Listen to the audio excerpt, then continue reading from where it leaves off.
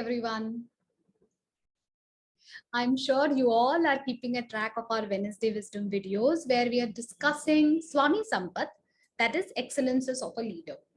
And if you have seen them all, I'm sure you all would agree that these competencies are far deeper and more profound than our modern leadership competencies are, aren't they?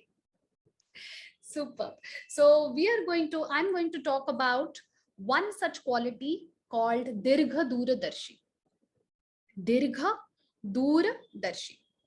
So I'm sure some of you are already trying to guess what is the meaning of this, because they are quite familiar words, but it is little difficult to really acquire that quality. We'll see why. So DeerghadoorDarshi, we are talking about a person who's able to see far and wide, a person who's able to have a vision which reaches masses. So the vision is larger, and it is also, so from the time dimension, it is also a very long-term vision, something that will stay for a very long time. Imagine what impact such vision can create. One example that comes to me immediately is Acharya Chanakya. So when India was invaded by Alexander, this teacher in Takshashila actually thought about creating this Akhanda Bharat. That is when the idea of Akhanda Bharat came in. So of course, defending from Alexander or defeating him was one of the important part, but that was not all.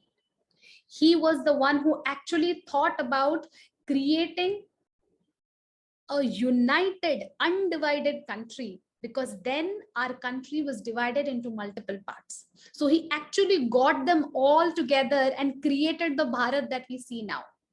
Of course, some of it is not there anymore, but that was the first time we actually got the whole country together. This is the vision that we are talking about. One example that comes to me from the modern world is the company called Jaipur Living. It's also called Jaipur Rugs. Some of you may already be knowing about it. So we are going to talk about the founder, N.K. Chaudhary, who actually created this organization. He works with artisans which are considered as untouchables. He founded this company in 1978. Perhaps then the issue of caste system was far more intense and serious. So when he actually started working with these artisans, his friends, family, and relatives, they actually discouraged him. They suggested against it, but he did not listen to them. In fact, he created this organization and saw an opportunity to uplift them, to create sustainable livelihood for them. He actually leveraged their beautiful art. He provided them a platform.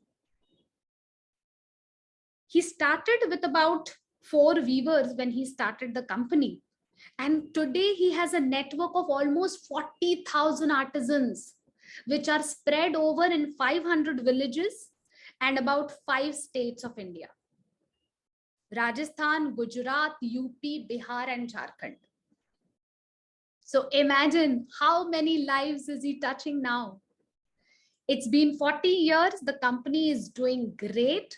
And I'm sure the company will have great future. Because as I told you, he's providing them a sustainable living. Now, what does that mean? They are working from their locations. Jaipur Living is actually making an arrangement of giving them the raw material, giving them the machinery. It's also taking care of training. So they are not just using the existing artisans, but they are also creating by looking at the potential that the people have. And this complex structure of decentralized supply chain is a very, very complex one to manage. I think, a person would have just thought that maybe he'll get all of these people to the city and, start his manufacturing plant. But he knew that it's not sustainable for them. Poor will remain poor in the city. Instead, he thought that they will remain where they are, and Jaipur Living will create a network with which everything will reach them so that they're able to operate from where they are. And most of them are women. So this is one very, very powerful example that I thought fits the criteria of DeerghadoorDarshi. I have a few questions for all of you to introspect based on this. And I'm sure you will be able to, spend maybe about a minute or two thinking about where do you stand. So please take a moment and see, do I set and maintain high vision that's based on my foresight? Or am I thinking too short term?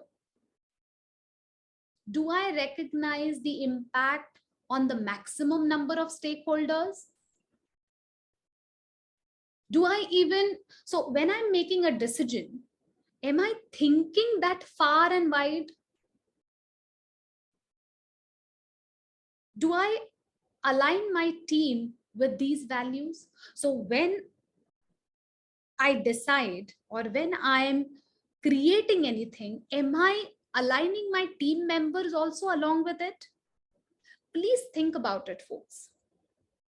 These are smaller ways with which you can actually cultivate this beautiful competency called DeerghadoorDarshi. So with this, we will close for today, and I hope you will tune in for another set of competencies in the next video. Thank you.